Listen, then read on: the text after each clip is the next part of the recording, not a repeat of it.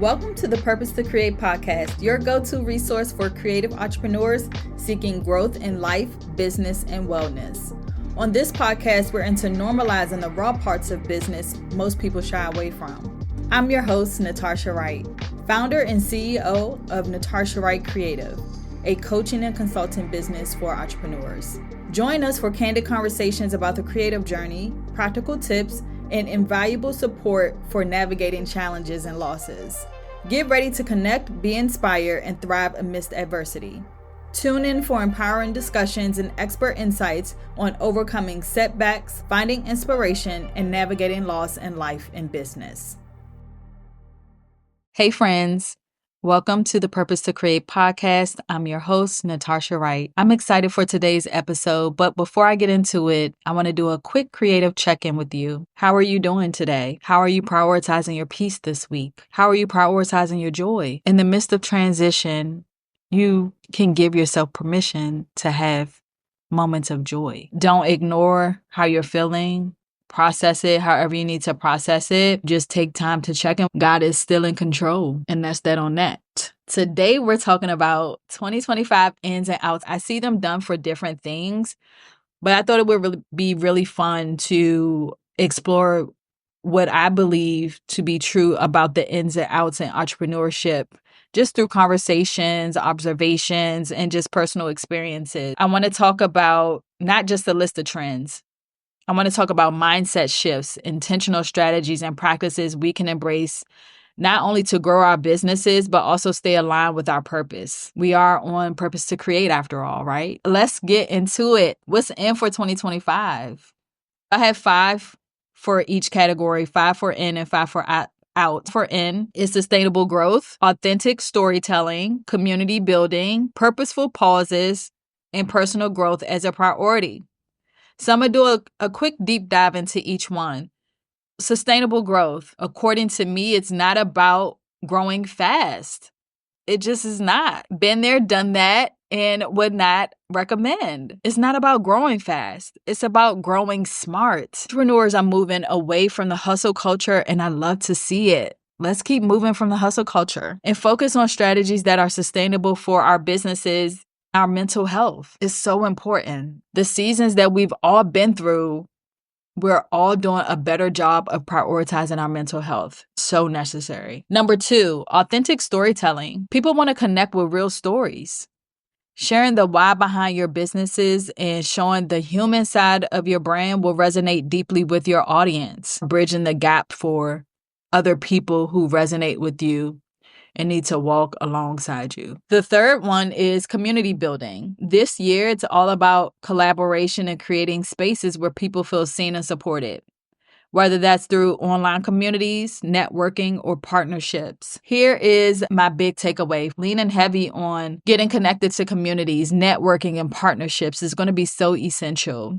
And it goes back to what I was trying to communicate earlier and about bridging gaps and building bridges. Because we cannot go alone. We go a lot farther, faster. And it's going to be important to start building those connections so that we can go stronger, bigger, better, faster, farther together. Number 4, purposeful pauses. Entrepreneurs are prioritizing intentional breaks to reflect, recharge, and realign. This isn't just a nice to have. It's a necessity for long-term success. We have to start getting a habit of serving from our overflow so that people can benefit from our obedience and our abundance, so that when we do serve from our overflow, we still have enough left for ourselves. When we serve from an empty cup, we serve from burnout, we serve from stress, we serve from overwhelm. When we serve from those places, we're serving from an empty cup because we're too exhausted to enjoy the benefits of our abundance. I want you to get in the habit of prioritizing purposeful pauses. Because guess what? The work's still going to be there. The people still going to be there. You're not missing nothing by taking a break. Stop having FOMO. You're not missing nothing. And number 5, personal growth as a priority. Heavy on the personal growth. Investing in yourself through mentorship, courses, and even therapy to ensure you're just not growing professionally, but you're also growing emotionally and mentally. And we're going to be leaning heavy into personal growth this season on the podcast. We're leaning very heavy into it because it's so important. I didn't know these things earlier on in my creative entrepreneurship. I just knew serving my clients no matter how tired I was.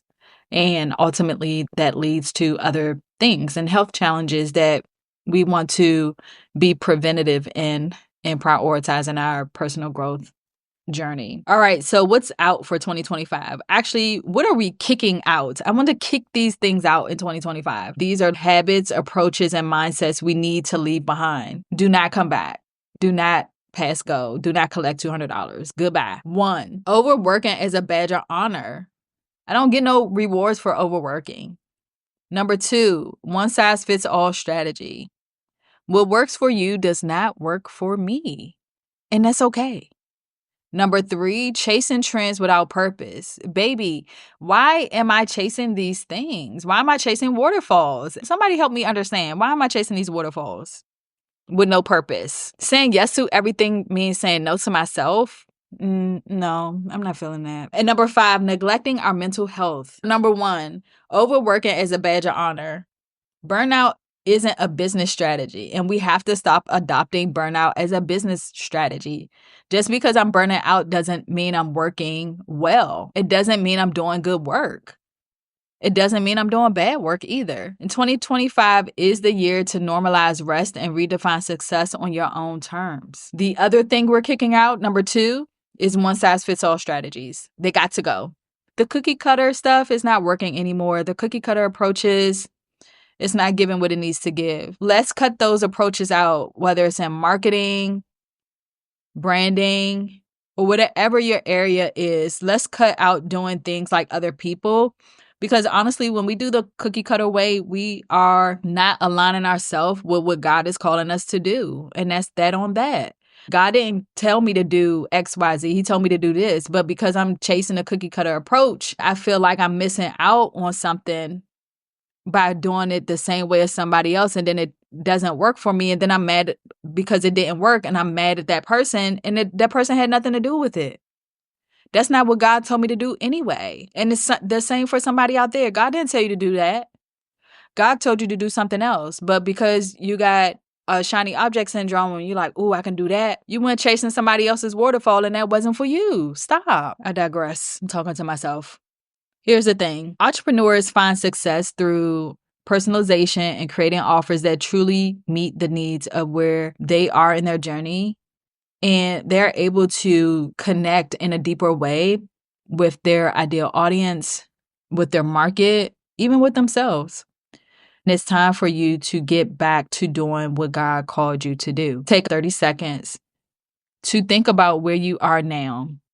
And if you were to ask yourself a real question about if you are waiting to hear from God about something, could it be true that God is waiting on you to get into alignment with what He told you to do before you did the thing that He did not tell you to do? Because you wanted to help God along because He wasn't moving fast enough? What is the thing that God is calling you back to? Number 3, we're kicking out chasing trends without purpose. Not every trend is worth your time. The focus this year should be on the strategies that align with your mission and deliver real value. This goes back to what I was just saying. What is the thing that God has called you to do? What is the thing you need to get back into alignment with because you weren't patient enough to wait for the process to have its perfect work and developing character, developing habits, and developing discipline? What is the thing that you need to get back to? Kick out those trends without a purpose. Number 4, we're kicking out saying yes to everything. Let's be honest. When we say yes to everything, we're saying no to ourselves. And boundaries are in. Overcommitting to every opportunity will drain your energy. Saying yes to what aligns and no to what doesn't. So I'm going to pause right there because, baby, there are some things that we need to say no to this season. I'm going to talk about myself. I know I feel like I have to say yes to everything. I am a recovering people pleaser.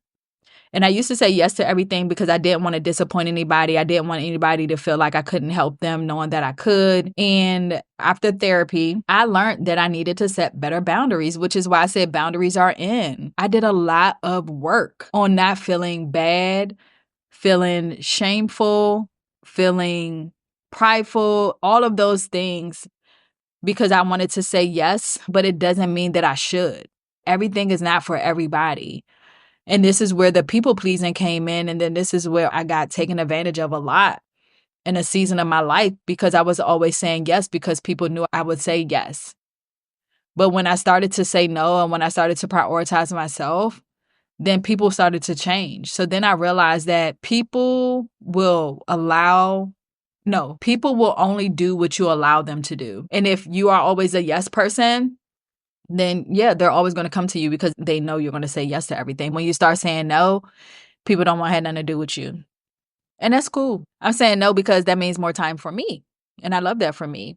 So boundaries are in, and we're going to lean into that this season of the podcast. I'm going to be talking more about boundaries. It's called the Boundary Blueprint that I'm going to be bringing here to the podcast this year, which I'm excited about, to help others like myself who had trouble with setting boundaries. I just could not do it. I didn't want anybody to be mad at me. But now I don't care if you're mad at me. I got to set my boundaries.